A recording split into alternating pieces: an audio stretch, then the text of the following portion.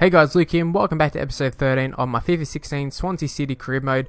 Now in this episode we got an FA Cup game starting up. It's actually a quarter final and it will start the episode. We're taking on Man City, as you can see here, and it is a home game and we are expecting a win, I have to say, and you see there's confirmation that it's a quarter final. I think I was actually totally wrong in terms of who I thought would take on, but you see here the team lineup is not exactly, well actually it is full strength. I thought it was a rotated squad. Actually it's full strength. Must have been the last FA Cup game that we played a rotated squad. Manchester City on the other hand, they actually do have a little bit of a rotated squad there. They have Marquinhos in at centre back there. Caballero is another one in at keeper who probably doesn't usually play all the time, and maybe Marquinhos does actually play all the time, but Roberts is someone who doesn't usually play, and we'll be trying to take full advantage of that. And Montero, he starts us off, he gets us off to a flyer there as he bangs one in there straight past Caballero, and I'm not sure what their defense is doing, but you can't leave Montero with that much space there, and he punishes them.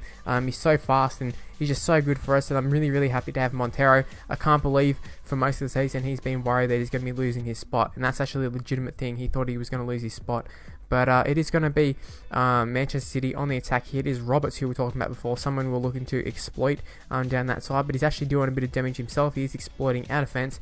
Thankfully, Rob Green was up for the challenge there, and Rob Green's actually been really good for us since we bought him. But here's Montero with an acre of space here. We do have Company sort of chasing after him a little bit there, and we do blow the opportunity there. Jonjo Shelvey tries for the back heel, and that would have been a spectacular goal there, but I'm not really sure what Montero was doing there. He just had to sort of just get a simple pass off to Jonjo Shelvey, and he would have been off to the races there, 2-0, all but game over, I'd say. The Sigurdsson here off a free kick. I think he might have even won it himself there. I really like the new animation. They do a little bit of a diving sort of thing. They don't dive fully, but they do the thing where players roll around, and which is really cool. And AU cuts inside there, finds Sigurdsson making a run here. Sigurdsson's through on goal here. What can he do?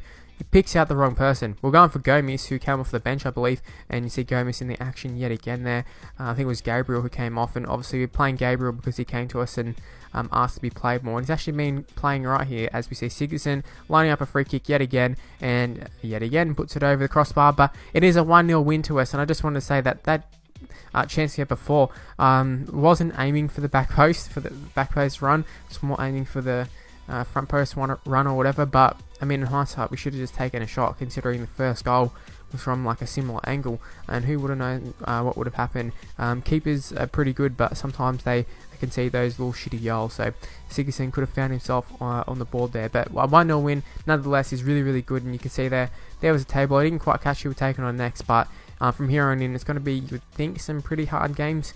But you know what, all the hard games we've had to play, we've been smoking them, we've been smashing them, so I'm not too concerned. I'm just happy to be in the comp at this stage. But the only problem is with all these fixtures, it just starts to, you know, flood us really, having players tired for games and having to rotate the squad a fair bit. And actually it is the end of the month, so you saw there was youth support, our youth squads and that sort of stuff. There actually wasn't too many players that we ended up signing or whatever. There was a lot of players who were just pretty average. And you can see here there are a lot of players who have progressed quite a bit here, especially Jonjo Shelvey's up by 3, I think, and Sigurdsson's up by a few, and I think Corrier's up to the 80, so just really good progression from the squad, and it's all due to the training that we've been constantly doing. And although I don't show the training all the time, it's just the same people just rotating, that sort of stuff. I don't really have like a set thing where I'm like, alright, I'm going to train Gabriel in everything, try and get him up into the 80s. It's just, I'll just play whoever, train whoever I feel like. I never really target one person, I target just a whole bunch of people, so it's the reasoning behind that, and I don't feel I need to show it all the time. However, moving into the second game, we're taking on Aston Villa. It is a Premier League game, and as will the next game. We're taking on Bournemouth for the next game, or the last game of the episode. And Aston Villa, they're not a side that's it really bothers me that much. I think they're actually going okay in the league on this game, and I think we're in about 8th spot, which is sort of where I feel we should be at the side. Like at the start of the year, if you told me I'll be in this position and also in the FA Cup semi-final and that sort of stuff, I would say, you know what, thank you, I'll take that. And you see here they absolutely should have scored there. Rob Green was beaten, but they do end up hitting the post. Thankfully the rebound or whatever didn't actually go into the net, and we're quite lucky to end up getting the ball. Shelvey actually ended up getting the ball and losing it straight away as well, but it didn't show up because there was no proper chance. But yeah, half time and turned into full time as there was just no highlights in the second half, so a bit unfortunate there. But you can see that all the shots pretty much happened in the first half, which little bit weird. Aston Villa aren't necessarily a great side or anything, so I was a little bit perplexed as to why I couldn't get too many opportunities, but that's just how it is for some reason on this game. I mean, some sides like the Arsenal's and Man United and that sort of stuff, we seem to be able to get past them pretty easily, and I'm not sure if that's because they just play a tactic that's pretty attacking from them and we just counter, or I don't know what the exact reason is, but we should be beating teams like Aston Villa. It's going to punish us in the end. See that a youth player wanted it out. Funnily enough, was actually our best youth player. So fingers crossed he ends up being a pretty decent player, but he's got the potential to be an 81 to 94, I think it was. So he's got a guaranteed chance of being a pretty good Premier League player at least. So we're looking to bring him in. It's not a huge problem him wanting out, because we're looking at signing him anyways, although I don't see him getting any game time for us at the time being, just because his overall rating is still in the 60s by the looks of things. So we'll have more of a proper look at him when we get him, but yeah, that's just the way I see it.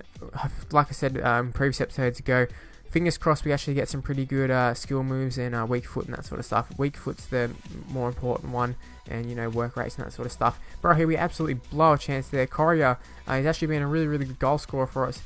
Just, I don't know what the goal was there. Just maybe felt the pressure. I'm not really sure why he decided to shoot just then, because he had plenty of room there. But he does do a nice little Berber spin, which he just leaves the ball there, or just dishes the ball off for Sigurdsson to run onto, and Sigurdsson should have finished that. So that should be 2-0 right now. That's two chances we've blown right here. Correa, he's through in goal, but he actually is offside, and plus there was a great save by the keeper. So I'm really, really annoyed to be 0-0 at half time. I felt it was I suppose it was deserved because we've blown chances, but I felt we had that many chances that we should at least put one away. So disappointing. And Mings here, he's got plenty of pace, but so does Lopez. Lopez is sort of catching up to him, and he's going to give away maybe a free kick if he keeps going at it, but we decide to stop tugging at the shirt there. But it does give Bournemouth an opportunity there. There was a block followed by another block there, and that was a crucial block. I thought that second chance really should have been a goal, as well as that one. There's a third block. That's two chances. I mean, all those blocks are very, very important, but particularly those two blocks, they were last ditch blocks. So was really happy to get a body in front of that, but that is a bad miss, which leaves Atsu with acres of space down the wing there, and he puts in a cross there, and that is a fantastic save there by Rob Green, laid on. I think it's 86th minute there. So in the end, that first half we dominated, the second half not so much, as Bournemouth just piled on the pressure, got so many shots, and they didn't get too many on target, but I wouldn't have been surprised if we'd seen them score a goal.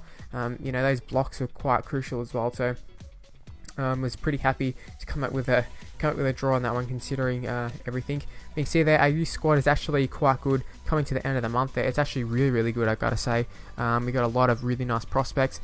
Like I said earlier, with talking about this Ericsson guy, it just comes down to their weak foot and that sort of stuff. If they're like a 5'3" midget with 1-star weak foot and like 5-star skills, like I don't know, that's kind of good. Like, I mean, he's got 5-star skills, whatever, but at the same time, there are things that you can't just look past. You can't look at overall ratings.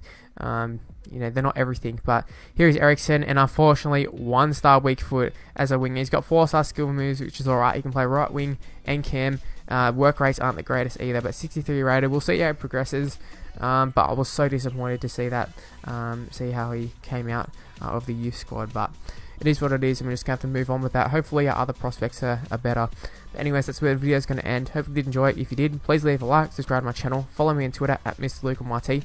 Facebook page in the description below, as is my second channel. It's Gaming with Mr. Luke for all other games other than sports games, and also my Twitch channel's in the description below as well in case I stream. Anyways, that's where the video is going to end, like I said earlier, and I'll see you for the next video. Bye guys.